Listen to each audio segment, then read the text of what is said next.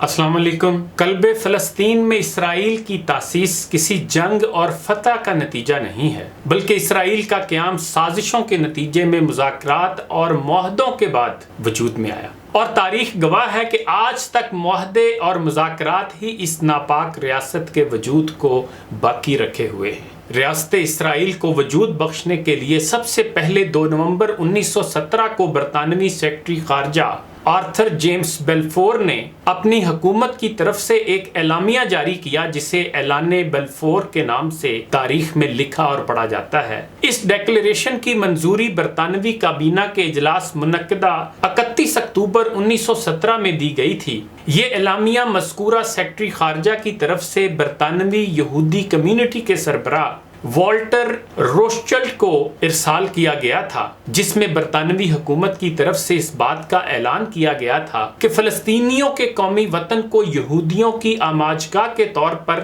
تسلیم کر لیا گیا ہے۔ یہ اعلامیہ صہیونی تحریک کی کتنی بڑی کامیابی تھا، اس کا اندازہ اس بات سے لگایا جا سکتا ہے کہ آج تک پوری دنیا کے یہودیوں اور اسرائیل کے اندر 2 نومبر کی تاریخ کو ایک قومی دن کے طور پر تہوار کی صورت میں منایا جاتا ہے۔ اس اعلامیے کی اصل دستاویز شاہی لائبریری برطانیہ میں آج بھی محفوظ ہے۔ اسرائیل کے قیام کے لیے پہلی باقاعدہ تحریک 1919 کی امن کانفرنس کے بعد پیش کی گئی۔ اس امن کانفرنس کا نتیجہ بہت جلد دوسری جنگ عظیم کے طور پر دنیا کو بھگتنا پڑا۔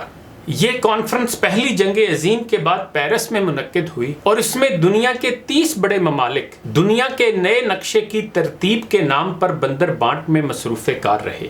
اس کانفرنس کے فیصلے کے نتیجے میں فلسطین کے صوبے کو سلطنت عثمانیہ سے کاٹ کر الگ کر دیا گیا تھا۔ اس کانفرنس کے بعد صہیونی تنظیم نے اسرائیل کے خواب کا پہلا مسودہ 3 فروری 1919 کو پیش کیا۔ اس مسودے میں 5 بنیادی نکات تحریر تھے، جن کا خلاصہ اور لب لباب یہ تھا کہ فلسطینی علاقے کو یہودیوں کی سرزمین کی حیثیت سے اصولی طور پر تسلیم کیا جائے۔ اس کانفرنس میں اس مسودے کو یادداشت کی حیثیت دی گئی، گویا دوسرے لفظوں میں ایک طرح سے مان لیا گیا۔ یاد رہے کہ اسی امن کانفرنس کے نتیجے میں لیگ آف نیشن کا قیام عمل میں آیا تھا۔ امن کانفرنس کے نتائج تو غیروں سے تعلق رکھتے ہیں، حقیقت یہ ہے کہ اسرائیل کے قیام میں اپنوں نے بھی کوئی کم کردار ادا نہیں کیا۔ قیام اسرائیل کا پہلا تاسیسی معاہدہ دراصل حجاز کے بادشاہ کے بیٹے شاہ فیصل اور شائم وزمن یہودی کے درمیان ہونے والا معاہدہ تھا، جس پر 3 جنوری 1919 کو ان دونوں نے دستخط کیے۔ شاید اسی کامیابی کے نتیجے میں شائم وزمن یہودی کو بعد میں عالمی صہیونی تنظیم کا صدر بھی بنا لیا گیا تھا۔ یہ معاہدہ عرب یہود تعاون کا معاہدہ تھا، اس وعدے کے ساتھ کہ ایک فریق فلسطین میں یہودی ریاست کی راہ ہموار کرے گا تو دوسرا فریق بقیہ مشرق وسطیٰ کو عرب سرزمین کے طور پر تسلیم کر لے گا۔ اس معاہدے کے دوران شائم وزمن یہودی نے عرب لباس زیب تن کیے رکھا تاکہ دوستی کا ناٹک برقرار رہے۔ اس معاہدے کے فوراً بعد شائم وزمن یہودی پیرس کے لیے روانہ ہو گیا، جہاں اس نے امن کانفرنس میں صہیونی تنظیم کے وفد کی سربراہی کی۔ شاہ فیصل اور شائم وزمن کے درمیان اس معاہدے کے لیے برطانوی خفیہ ایجنسی ایک عرصے سے متحرک تھی، اور اس سے پہلے بھی 1918 میں شاہ فیصل کو شیشے میں اتارنے کے لیے شائم وزمن کے ساتھ متعدد ملاقاتوں کا انتظام کیا گیا تھا۔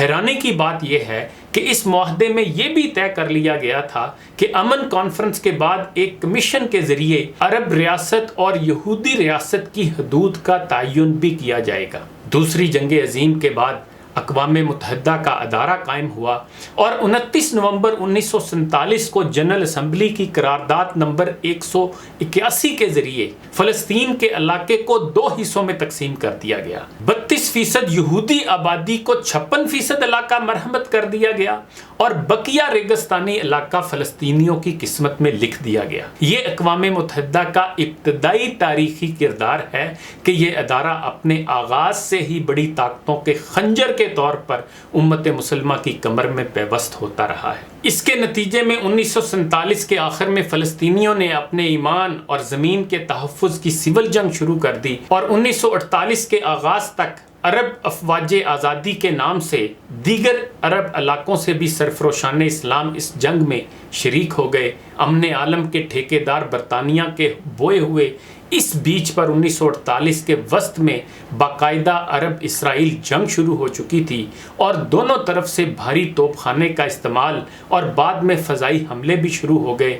بڑی طاقتوں کی مداخلت پر ایک بار پھر مذاکرات کی میز سجی اور 24 فروری 1949 کو مصر نے، 23 مارچ 1949 کو لبنان نے، 3 اپریل 1949 کو اردن نے اور 20 جولائی کو بالآخر شام نے بھی اس عارضی امن معاہدے پر دستخط کر دیے۔ اس معاہدے کے نتیجے میں فلسطین اور اردن کا 18% مزید علاقہ اسرائیل کو مل گیا، جو اقوام متحدہ کے اعلان کردہ علاقے سے 50% زائد تھا۔ لاکھوں فلسطینی بے گھر ہو گئے اور اتنے ہی عرب شہداء کے خون رائیگاں گئے، اور اس معاہدے کے بعد مغربی آقا اور اسرائیلی حکمران عرب قیادت سے بہت خوش ہو گئے۔ 1949 کے عارضی امن معاہدے کے نتیجے میں قائم ہونے والی سرحد خط سبز کہلائی، جو 1967 کی عرب اسرائیل جنگ تک اسرائیل اور پڑوسی ممالک کے درمیان ملکی سرحدوں کا کام کرتی رہی۔ اسرائیل کے قیام سے آج تک امن معاہدے، مذاکرات، اقوام متحدہ کی قراردادیں اور عالمی سفارتی دباؤ صرف امت مسلمہ کی نام نہاد قیادت کو دبانے کے کام ہی آتی رہی ہیں، اور اسرائیل کو یہ سب کچھ خونی جنگوں سے بھی نہیں روک سکا۔ چنانچہ جب بھی اسرائیل کو اپنی آبادی کے لیے علاقے اور زمین کی ضرورت پڑتی ہے، وہ دنیا بھر کے قوانین اور اخلاقی اور انسانی معیارات کو بالائے طاق رکھ کر پڑوسیوں پر چڑھ دوڑتا ہے، اور عالمی طاقتیں ہمیشہ اسی کا ساتھ دیتی ہیں۔ اسی کی ایک مثال 1967 کی عرب اسرائیل جنگ ہے۔ 6 روزہ یہ جنگ 5 جون سے 10 جون 1967 کے دوران جاری رہی، جو مصر اور اسرائیل کے درمیان تو براہ راست رہی، اور اردن جس نے کچھ ہی عرصہ قبل 30 مئی کو مصر سے مشترکہ دفاع کا معاہدہ کیا تھا، وہ بھی چاروں ناچار اس میں شریک ہو گیا، اور اردن نے دوسری طرف سے مغربی یروشلم پر حملہ کر دیا، جبکہ بقیہ عرب ممالک پہلے تو امن معاہدوں کی لکیروں کو پیٹتے رہے اور پھر انہوں نے اخلاقی مدد ضرور کر دی۔ اس جنگ کے بعد اسرائیل نے مزید عرب علاقوں پر قبضہ کر لیا، اور کم و بیش 10 لاکھ عرب مسلمان نفوس اس علاقے میں اسرائیل کے زیر تسلط آ گئے۔ 1967 کی عرب اسرائیل جنگ کے بعد 70 کی دہائی میں امن مذاکرات کا پھر باقاعدہ آغاز ہوا، اور اسرائیلی تنازع کے حل کے لیے کچھ عرب ریاستیں اس بات پر آمادہ ہوئیں کہ بات چیت کا سلسلہ دوبارہ شروع کیا جانا چاہیے۔ ان مساعی کے آغاز کے بعد سب سے پہلے اسرائیل امن معاہدہ عمل میں آیا، اور 26 مارچ 1979 میں واشنگٹن ڈی سی کے اندر اس پر دونوں ریاستوں کی مقتدر شخصیات نے دستخط کیے۔ یہ معاہدہ کیمپ ڈیوڈ ملاقات کا نتیجہ تھا، جو اس معاہدے سے کم و بیش 1 سال قبل 1978 میں منعقد ہوئی تھی۔ امریکہ کی ثالثی میں مصر کے سابق صدر انور سادات نے اسرائیلی وزیر اعظم سے یہ ملاقات کی، اور اس سے پہلے اسی مصری صدر نے 1977 میں اسرائیل کا دورہ بھی کیا تھا۔ اس معاہدے کے نتیجے میں دونوں ریاستوں نے ایک دوسرے کے حق حکومت کو تسلیم کیا تھا۔ اسرائیل نے 1967 کی عرب اسرائیل جنگ میں قبضہ کیے گئے کچھ علاقے مصر کو لوٹائے تھے، اور مصر نے اسرائیل کو اجازت دی کہ وہ نہر سوئس کو اپنے جہازوں کے استعمال میں لا سکتا ہے۔ اس طرح مصر وہ پہلا مسلمان ملک تھا جس نے اسرائیل کے ناپاک وجود کو تسلیم کیا، جس کے نتیجے میں مصر کو عالم اسلام کی شدید مزاحمت کا سامنا کرنا پڑا، اور مصر کی اسلامی سربراہی کانفرنس کی رکنیت بھی معطل رہی۔ اس معاہدے کے کچھ ہی مدت بعد مصر کے اسلامی جہاد کے نوجوانوں نے اس معاہدے کی پاداش میں صدر حسنی مبارک پر قاتلانہ حملہ کر کے اسے ٹھکانے لگا دیا تھا۔ ناظرین، مسئلہ فلسطین کے حوالے سے اس گفتگو کا بقیہ حصہ اگلی قسط میں ملاحظہ فرمائیں۔ انہی گزارشات کے ساتھ اجازت چاہوں گا۔ اپنا خیال رکھیے گا۔ اللہ حافظ۔